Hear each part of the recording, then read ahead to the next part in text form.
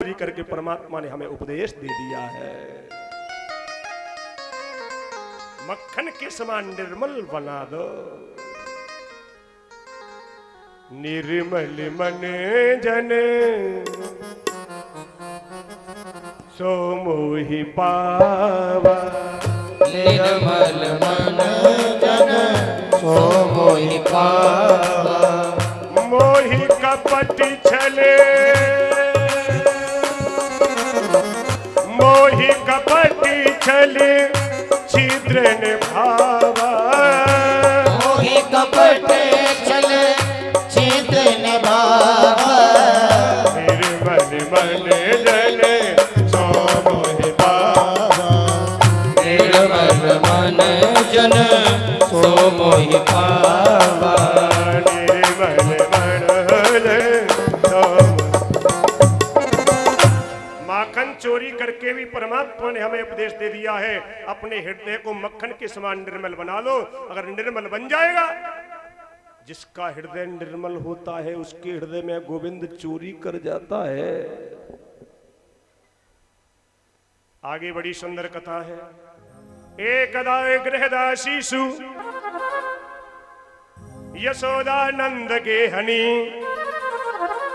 कर्मांतर नियुक्तासु निर्ममंता स्वयं दधी।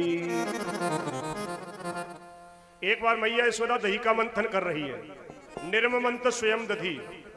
और 22 में भगवान जग के आए और मैया की गोदी में बैठ गए और मैया गोदी में बैठा करके लाला को दूध पिलाने लगी। और दूध पीते पीते भगवान ने पूछ लिया, मैया ये बताओ क्या तुम्हें दूध अच्छा लगता है कि पूत अच्छा लगता है?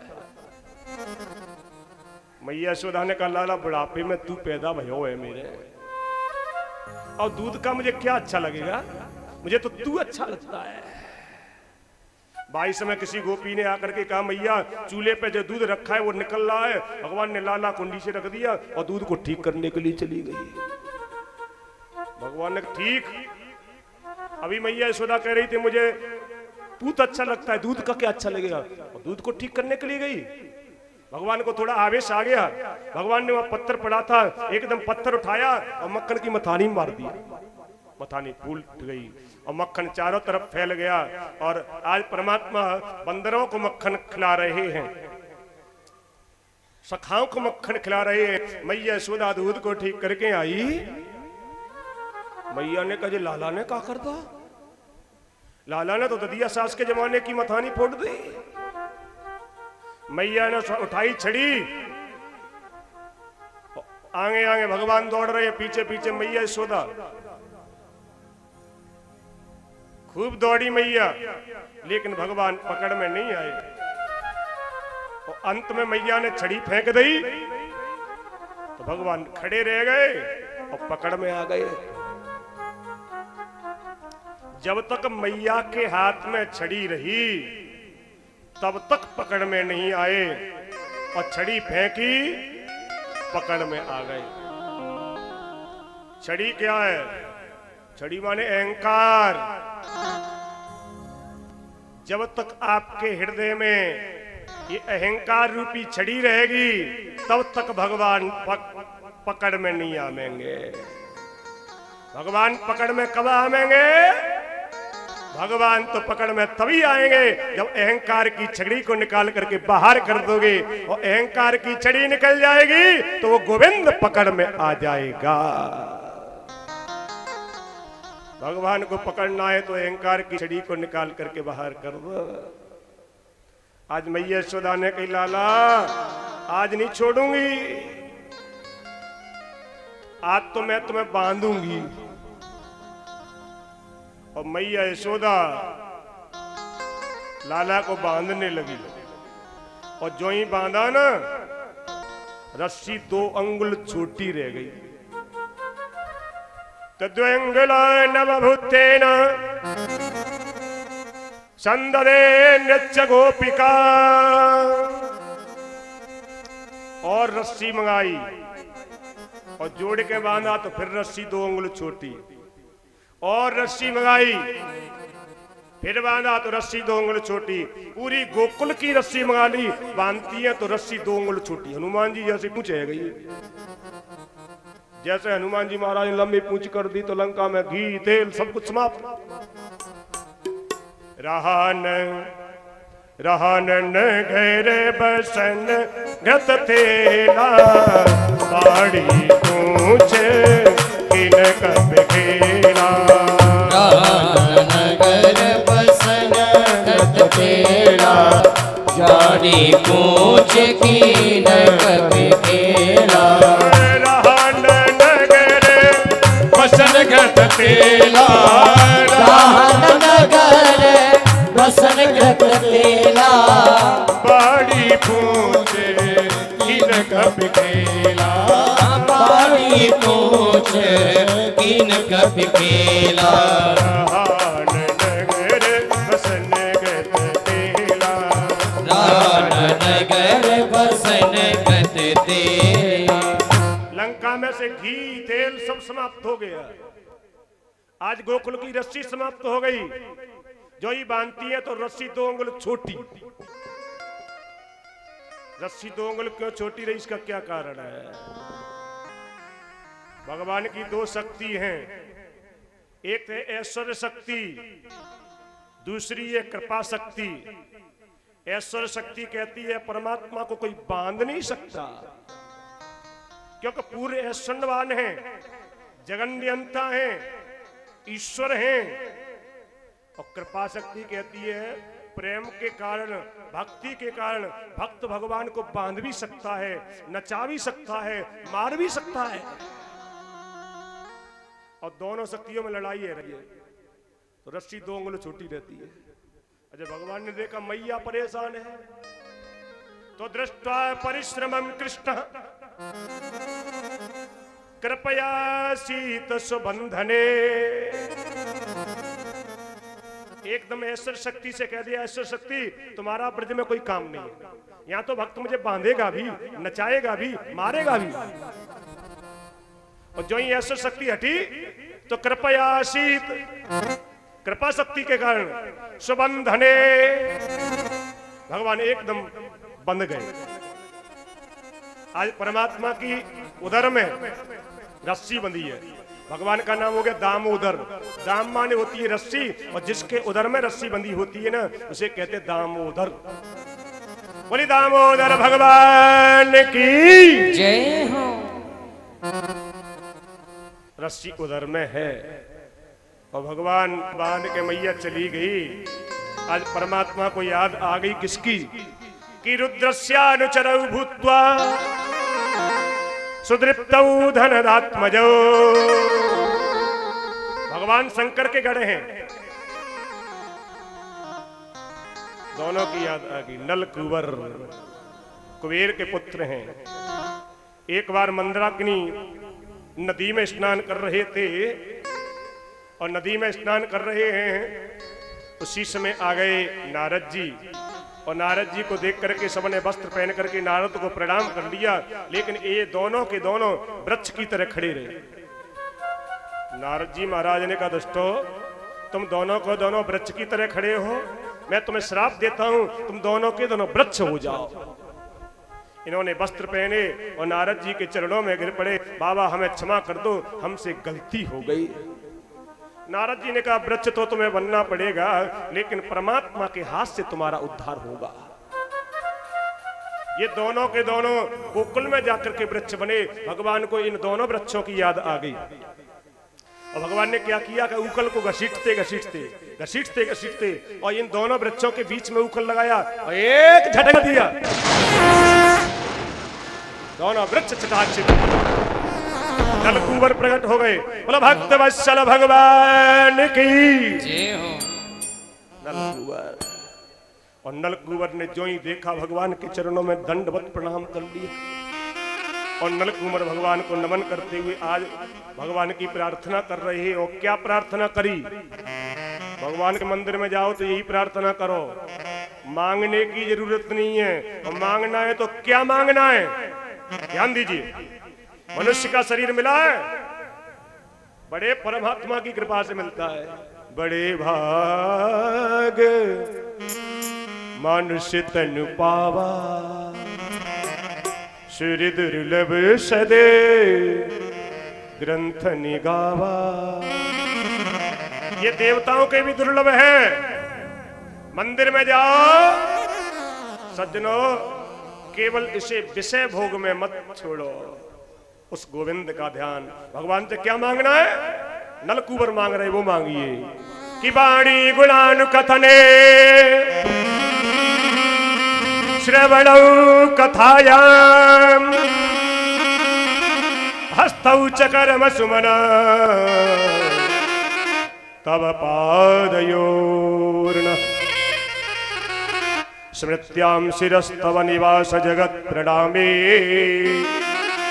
दृष्टि सतां दर्शने स्तु भवत्तनूना। क्या मांगा? वाणी गुणानुकथने। हे प्रभु, वाणी से हर समय आपके नाम का कीर्तन होता रहे, और हर समय भगवान के नाम का कीर्तन करोगे। काम करते चलो, नाम जपते चलो, हर समय कृष्ण का ध्यान धरते चलो, और काम के संग में अगर हर समय परमात्मा का ध्यान धरोगे तो क्या होगा? याद आएगी उनको कभी न कभी, उनको याद आएगी, और कृष्ण दर्शन तो देंगे कभी न कभी। एक दिन आएगा वो गोविंद आकर के हमें हृदय से लगा लेगा, और तभी लगाएगा जब हर समय परमात्मा का ध्यान करोगे। कि वाणी गुणानुकथने, वाणी से भगवान के नाम का कीर्तन। और जो भगवान के नाम का कीर्तन नहीं करता वो वाणी कैसी होती है? गुरुदेव भगवान की वाणी से आप श्रवण कर चुके हो। जो नहीं कह रही राम गुण गाना, जो नहीं करेंगे राम गुण गाना, जो नहीं कर रहे राम गुण गाना, जो नहीं करेंगे राम गुण गाना। जी हसदार जी हसमाना, जी हसदार जी हसमाना, जी हसदार जी हसमाना, जी हसदार जी हसमाना। जिस जीव से कभी भगवान के नाम का कीर्तन नहीं होता वो जीव मेढक की जीव के समान टर टर करने वाली होती है। इसलिए वाणी से भगवान के नाम का कीर्तन। वाणी गुणानुकथने श्रवणौ कथायाम, कान कथा में लगा दो, और जो कान कथा में लगे होते हैं ना उसके हृदय में भगवान स्वयं निवास करते हैं। कि जिनके श्रवण समुद्र समाना, कथा तुम्हारी सुभग शरीनान। जिनके कान समुद्र के समान है और कथा नदियों के समान होती है, और कथाओं की खूब बाढ़ आवे, क्योंकि नदियों में खूब बाढ़ आती है, लेकिन वही नदियां समुद्र में गिरती हैं। समुद्र कभी उमड़ता नहीं है, कभी पूरे नहीं भरते। भरहि निरंतर होहि न पूरी, भरहि निरंतर होहि न पूरे, भरहि निरंतर होहि न पूरे, भरहि निरंतर होहि न पूरे। इतने की हिया तुम कहाँ ग्रह रूरे, हिया तुम कह गए रूरे, तिनके हिया तुम कहाँ ग्रह रूरे, तिनके हिया तुम कह गए रूरे। भरहि निरंतर होहि न पूरे, भरहि निरंतर होहि न पूरे। जिनके कान कथा को सुनकर के कभी पूरे भरते नहीं है। पृथु भगवान ने क्या वरदान मांगा? प्रभु मेरे 10,000 कान हो जाए, विदस्व करना, मेरे कानों के अंदर 10,000 कानों की सुनने की क्षमता हो जाए, जिससे आपकी कथा को सुनकर के मैं कभी तृप्त नहीं हो जाऊं। अरे 3 सिद्धि तो हमें चढ़नी है, 3 सिद्धि चढ़ जा, चौथी पे तो गोविंद मिलेगा। एक सिद्धि चल रही है श्रवण, पहली सिद्धि सुनना, और दूसरी सिद्धि मनन। सुनो, उस कथा का पर मनन करो। और तीसरी सिद्धि स्मरण। और स्मरण कैसे करना है? भागवत के 11वें स्कंद में आता है कि गदगदा द्रवते यस्य चित्तम रुदति भीष्टम हसति क्वचिच्च। भगवान का नाम लेते लेते वाणी गदगद हो जाए, चित्र द्रवीभूत हो जाए, कभी रोता है, कभी हंसता है, कभी गाता है, भूल जाता मैं क्या कर रहा हूं। और ऐसा भाव होता है ना, भगवान उसका हाथ पकड़ता है, थामता है। अरे मम गुण गावत पुलक शरीर, ओ मम गुण गावति पुलक शरीरा, मम गुण गावत पुलक शरीरा, मम गुण गावत पुलक शरीरा। गद गद गिरा नयन बहे नीरा, ओ गद गद गिरा नयन बहे नीरा, गद गद गिरा नयन बहे नीरा, ओ गद गद गिरा नयन बहे नीरा।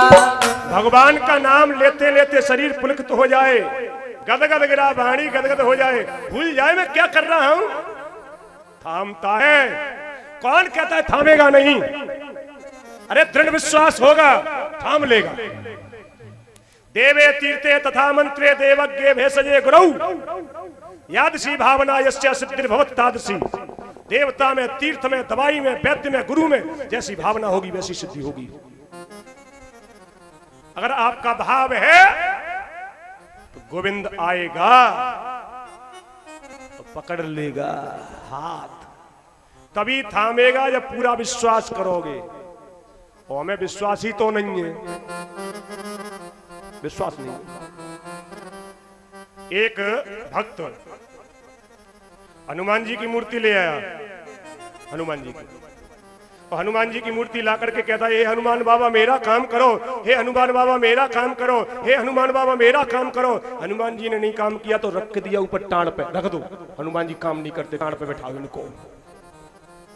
और फिर ले आया देवी मैया की मूर्ति और कहता है, हे देवी मैया मेरा काम करो, हे देवी मैया मेरा काम करो, हे देवी मैया मेरा काम करो। नहीं काम किया तो उनको भी टाड़ पे बिठा दिया, ये भी नहीं काम करती। और फिर ले आया, हम लाएंगे हनुमान जी के भी इष्ट हैं भगवान राम, भगवान राम की मूर्ति ला करके रख दी, हे राम मेरा काम करिए। और प्रतिदिन भगवान राम की पूजा कर रहा है। और आज भगवान राम की पूजा कर रहा है तो इसने धूप बत्ती लगाई दी। और धूप बत्ती जब लगाई ना तो धूप बत्ती का धुआं हो रहा है हनुमान जी की तरफ। इसने कहा वाह, काम करते नहीं हो और धुआं पूरा सूंघते हो। इसने उठाई रुई और रुई उठाए के हनुमान जी की नाक में रुई लगाने लगा, धुआं नहीं सूंघ ले। हनुमान जी प्रकट हो गए। बोल हनुमान जी महाराज की जय हो। मांग। इसने कहा इसका मतलब तुम रुई ते प्रकट होते हो। जब पूजा की आप भी नहीं प्रकट हुई और रुई लगाई तो प्रकट है गए। हनुमान जी ने कहा उस समय तू मूर्ति मान रहा था, लेकिन आज तू मान रहा है कि हनुमान जी धुआं सूंघ रहे हैं। आज तुझे पूरा विश्वास हो गया है और तुझे पूरा विश्वास है तो मैं तेरे सामने आज प्रकट हो गया। हम विश्वास ही तो नहीं कर रहे, पूरा विश्वास लगा दो। और विश्वास लगाओगे तो थाम लेगा वो गोविंद। और कौन कौन विश्वास लगा रहा है, आइए सच्ची श्रद्धा से पकड़ लो गोविंद, प्रेम से पकड़ लो हाथ बने बा। कौन कौन पकड़ाना चाह रहा है? हम तो पकड़ाएंगे। गोविंद पकड़, पकड़ लो हाथ बनने वाले, नहीं तो डूब जाएंगे।